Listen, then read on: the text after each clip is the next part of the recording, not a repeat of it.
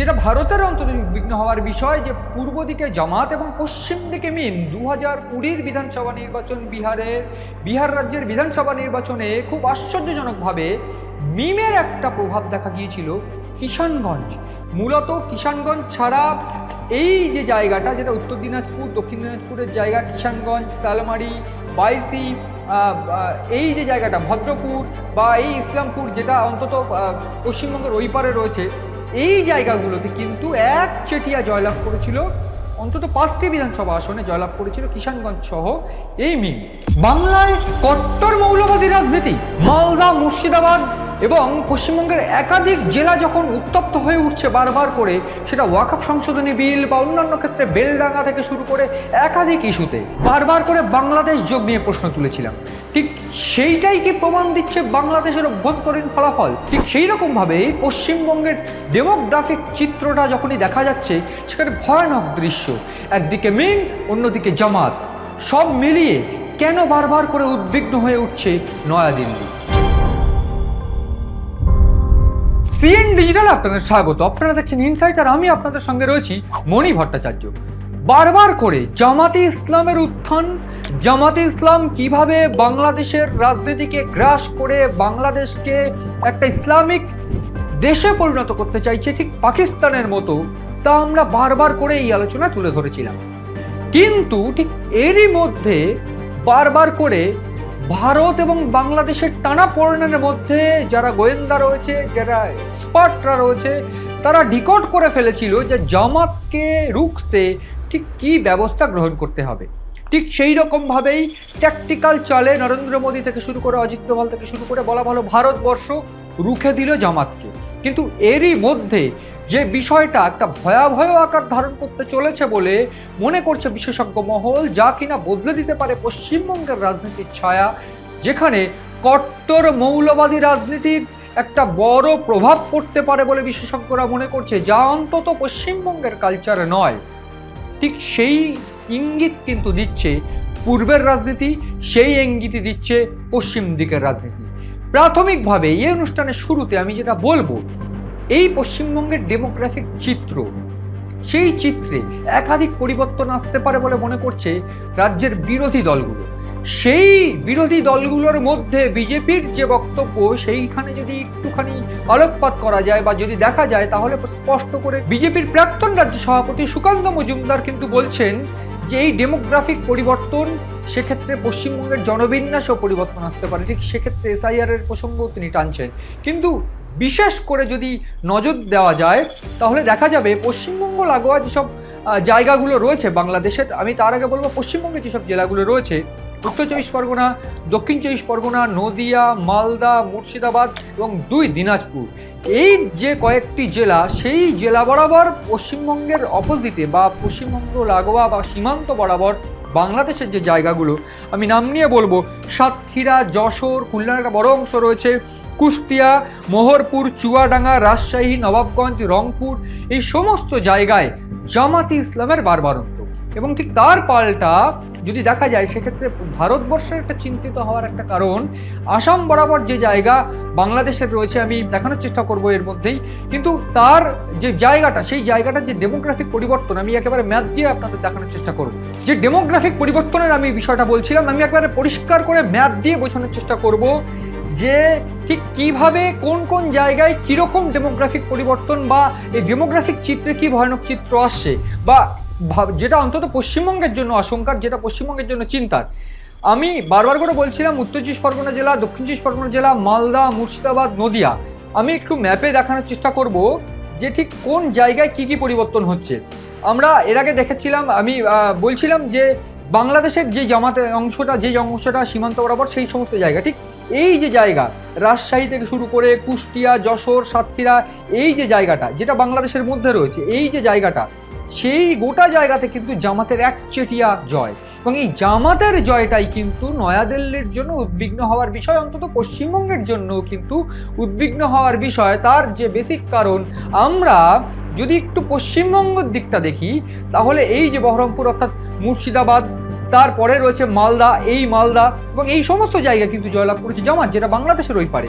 এইবার মালদা মুর্শিদাবাদের কথা যদি দেখি, তাহলে এখানে নদিয়া, কলকাতা যেটা বনগাঁ, এই যে জায়গাটা যেটা কিনা এই যশোর সাতক্ষীরার অংশ রয়েছে, যেটা উত্তর চব্বিশ পরগনা দক্ষিণ চব্বিশ পরগনার অংশ, ঠিক সেই সমস্ত জায়গায় কিন্তু বারবার করে উত্তপ্ত হয়ে ওঠার পরিস্থিতি আমরা দেখেছি। এবং তারই মধ্যে আমি ওয়াকফ সংশোধনী বিলের পরিস্থিতি মনে করাবো, ঠিক সেই সময় যখন এই মালদা মুর্শিদাবাদের এই জায়গাগুলো বারবার করে উত্তপ্ত হচ্ছে, ঠিক এই বর্ডার লাগোয়া এলাকাগুলো, এবং ঠিক সেই বর্ডার লাগোয়া এলাকাগুলোতে যখন উত্তপ্ত হয়ে উঠছে, বিভিন্ন হিন্দুদের বাড়িঘর ভাঙচুর করা হচ্ছে, ওয়াকফ সংশোধনী বিল নিয়ে হিন্দুদের বাড়িঘর ভাঙচুর করা কেন, ঠিক সেই প্রশ্নের বিশ্লেষণে আমি বারবার করে বলেছিলাম যে এই যে জায়গাগুলো থেকে কিন্তু বাংলাদেশি অনুপ্রবেশকারী ঢুকছে, এবং সেই জায়গা থেকে অনুপ্রবেশকারীদের একটা যোগ বা জঙ্গি যোগ থাকতে পারে, বাংলাদেশি জঙ্গি যোগ।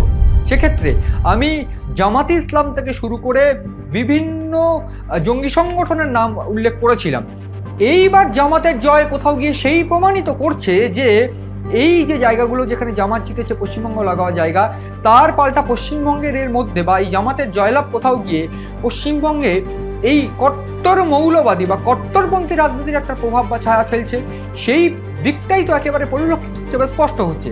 এবং আমি দেখাচ্ছিলাম যে পরিষ্কার করে, যেটা ভারতের অন্তত উদ্বিগ্ন হওয়ার বিষয়, যে পূর্ব দিকে জামাত এবং পশ্চিম দিকে মিম। 2020 বিধানসভা নির্বাচন, বিহার রাজ্যের বিধানসভা নির্বাচনে খুব আশ্চর্যজনকভাবে মিমের একটা প্রভাব দেখা গিয়েছিল কিষানগঞ্জ।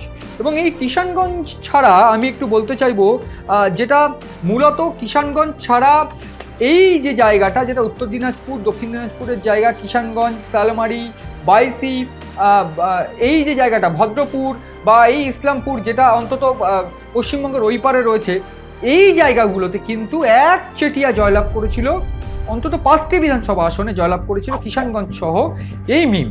এইবার 2020 বিধানসভা নির্বাচনের পর 2025 এই যে বিধানসভা নির্বাচন, বিহারে কিন্তু খুব আশ্চর্যজনকভাবে যে ফলাফল হয়েছিল, ঠিক সেইখানেও এই জায়গাগুলোতে কিন্তু মিমের ফলাফল ভালো হয়েছে এবং মিম কিন্তু 5টি আসনেই জিতেছে। তাহলে গিয়ে যে বিষয়টা আমি দেখানোর চেষ্টা করছি বা একেবারে স্পষ্ট হয়ে যাচ্ছে এই জায়গাতেই, যে পশ্চিমবঙ্গের ডেমোগ্রাফিক চিত্রে পশ্চিম দিকে মিম, যেটা আমরা কট্টরপন্থী দল হিসেবে চিনি, মৌলবাদী দল হিসেবে চিনি, তার পাল্টা জামাত ইসলাম, যেটা পূর্ব দিকে একচেটিয়া পশ্চিমবঙ্গ বরাবর লাগোয়া, পশ্চিমবঙ্গ সীমান্ত লাগোয়া এলাকা জয়লাভ করেছে। ফলে এই যে ম্যাপ, সেই ম্যাপই পরিষ্কার করে দিচ্ছে যে জামাত ইসলাম পাকিস্তানের সঙ্গে হাত মিলিয়ে যে গোটা বাংলাদেশে এই জামাত ইসলামের বীজ বপন করতে চেয়েছিল, সেই 71-এ যারা বাঙালি হত্যা করেছিল, সেই জামাত ইসলাম এবার পশ্চিমবঙ্গে কোথাও গিয়ে প্রভাব ফেলবে না তো। এবং জামাত ইসলামের মতো সিমিলার আরও একটি দল মিম, আসাদুদ্দিন ওয়েসির সেই দল মিম, কোথাও গিয়ে এইবার পশ্চিমবঙ্গে সিপিএম এর সঙ্গে জোট করতে চলেছে, তা নিয়ে জল্পনা শুরু হয়েছে। কিন্তু এই যে ডেমোগ্রাফিক চিত্র, সেই চিত্রই প্রমাণ করে দিচ্ছে যে একদিকে পূর্ব দিকে জামাত ইসলামের এতগুলো জায়গা, অর্থাৎ 77টি আসন 299টির মধ্যে, সেইটা কিন্তু একটা বড় একটা বিষয়। এবং এক্ষেত্রে আমি একটু বলতে চাইবো, 2018 সালের বাংলাদেশের সাধারণ নির্বাচন, সেই সাধারণ সংসদ নির্বাচনে প্রাথমিকভাবে এই বিএনপির যে লোগো, অর্থাৎ ধানের শীষ চিহ্নে দাঁড়িয়েছিল জামাত, কিন্তু যুদ্ধবিরোধী অপরাধে সেই সময় মাত্র 13টি কি 14টি সিট ছেড়েছিলেন হাসিনা। তারপর দীর্ঘ টালবাহানা এবং 2024-এ শেখ হাসিনা জয়লাভ করে ক্ষমতায় বসলেও 2024-এর যে আন্দোলন, সেই আন্দোলন বা জুলাই আন্দোলন বা বৈষম্য বিরোধী আন্দোলনে, শেষ পর্যন্ত কোটা আন্দোলনে তার ক্ষমতা পরিবর্তন হলেও আমি একটু মনে করাবো 2024-এর এপ্রিলে বাংলাদেশে তাদের এই জামাত ইসলামকে ব্যান করে দেওয়া হয়েছিল। সেই জামাত ইসলাম গোটা বাংলাদেশ জুড়ে তাদের বীজ বপন করার যে চূড়ান্ত চেষ্টা করেছিল এই মোহাম্মদ ইউনূসের সঙ্গে হাত মিলিয়ে, সেই চিত্র আমরা তুলে ধরেছিলাম। কিন্তু ভারতের যে চাল, তারেক রহমান ফিরল এবং শেষ পর্যন্ত তারেক রহমান সম্ভাব্য প্রধানমন্ত্রী নয়, বলা ভালো যে তিনি প্রধানমন্ত্রী শপথ গ্রহণ করতে চলেছেন।